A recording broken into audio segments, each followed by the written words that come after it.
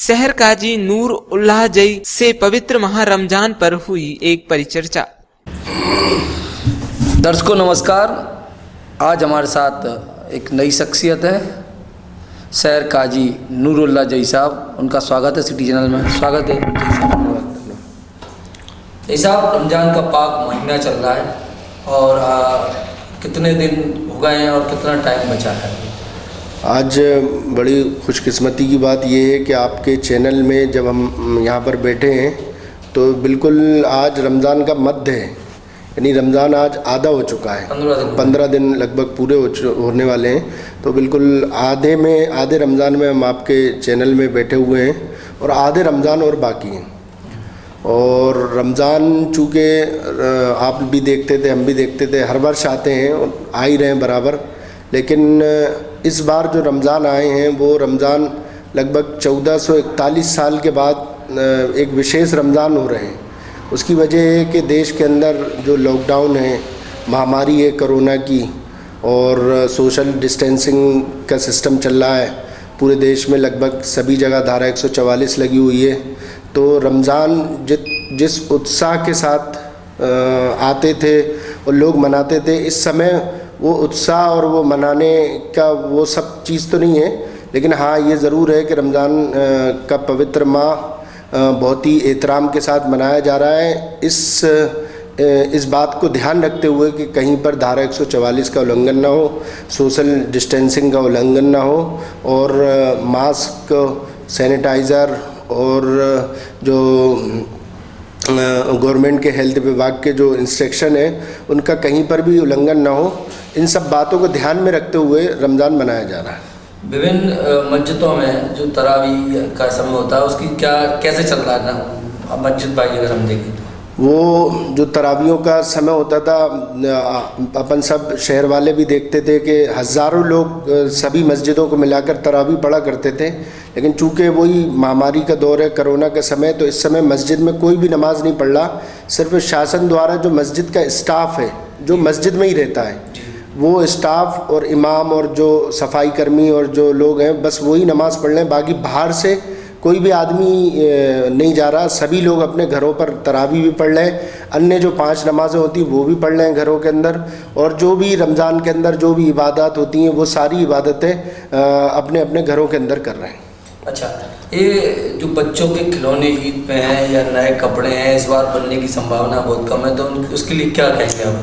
हमारे यहाँ मुस्लिम समाज ने पूरे ऑल ओवर इंडिया लेवल पर जितने भी ऑर्गेनाइजेशन हैं उन सब ने ये कहा है कि रमज़ान अल मुबारक के अंदर, चूँकि एक तो अगर हम ख़रीदारी करेंगे तो मार्केट में जाना पड़ेगा, हमें सोशल डिस्टेंसिंग का उल्लंघन होगा, धारा 144 का उल्लंघन होगा, और महामारी का दौर है, जितना भीड़ भाड़ से बचा जा सके अच्छा है। इन सब बातों को लेकर पूरा मुस्लिम समाज ने तय किया है कि रमज़ान अल मुबारक के अंदर कोई भी ना होजरी का सामान, ना ज्वेलरी का सामान, ना श्रृंगार का सामान, कपड़े, जूते, कोई भी चीज़ नहीं खरीदी जाएगी। उसका जो पैसा होगा उसके आस पड़ोस में जो मज़दूर है, जो गरीब है, जो बेसहारा है, उसका पैसा जो नए सामान में हम लोग खर्च करते थे वो पैसा उन गरीबों पर खर्च करने का ऐसे समाज के बड़े लोगों ने आदेशित किया है समाज को कि वो ईद में जो खर्चा करते थे मार्केटों के अंदर, वो पैसा गरीबों में और देश हित में, स्वास्थ्य, लोगों के स्वास्थ्य में और खाने में, इसमें खर्च करें। इस बार ईद भी इस समय आ रही है और संभावना ऐसी है कि जुलूस की परमिशन नहीं मिलेगी, तो ईद कैसे मनाई जाएगी इस बार शहर में? देखिए, ईद में थोड़ा सा अभी समय है, 15 दिन है, और आगामी लॉकडाउन जो है 17-18 तक है। अब सेंट्रल गवर्नमेंट, हाँ, अगर मतलब संभावना कम है, अगर सरकार ऐसे कोई नियम आएंगे और अगर ऐसा समय चलेगा तो जो सरकार के दिशा निर्देश होंगे, जो शासन के दिशा निर्देश होंगे, मुस्लिम समाज उसमें हमेशा से पालन करता है और करेगा। जो देश हित में बेहतर होगा हम लोग उस पर अमल करेंगे।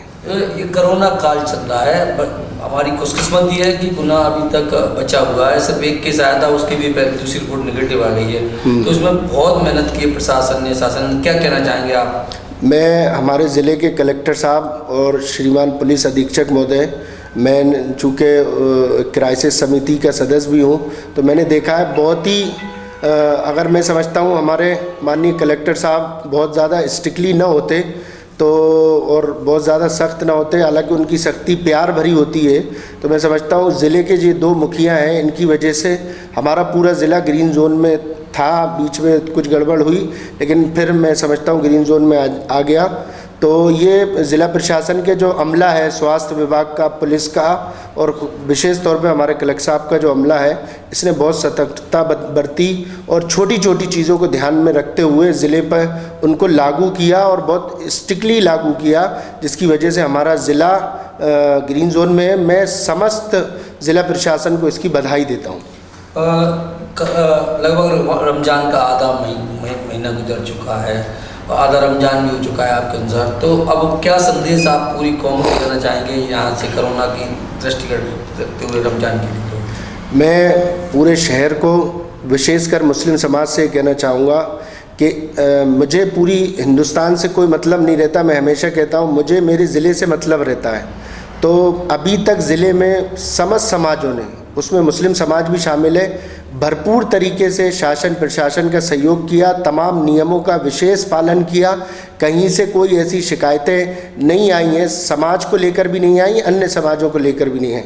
तो जहाँ अभी तक हमने सब्र किया है, ईद का समय आ रहा है, बहुत सारी चीज़ें हमें ऐसा लग रही हैं कि अब क्या होगा, इसमें ईद में क्या होगा, जुलूस का क्या होगा, ईद की ख़रीदारी का क्या होगा। मेरा आप सबसे बहुत ही आजिज़ाना अपील है कि जहां हमने 45 दिन 50 दिन कुर्बानियाँ दी हैं, थोड़े दिन और एक ईद इस देश हित में और देश के मौजूदा हालात को देखते हुए ईद और अपनी ख़रीदारी और आने वाले जो दिन हैं उसमें शासन के जो दिशा निर्देश हैं उनका भरपूर पालन करें और कोई ऐसा काम न करें जिससे समाज को और लोगों को और इस शहर को और इस शहर के लोगों को बदनामी झेलना पड़े। इस तरह का हमारे उससे कोई किरत ना हो। धन्यवाद जय साहब, बहुत बहुत धन्यवाद।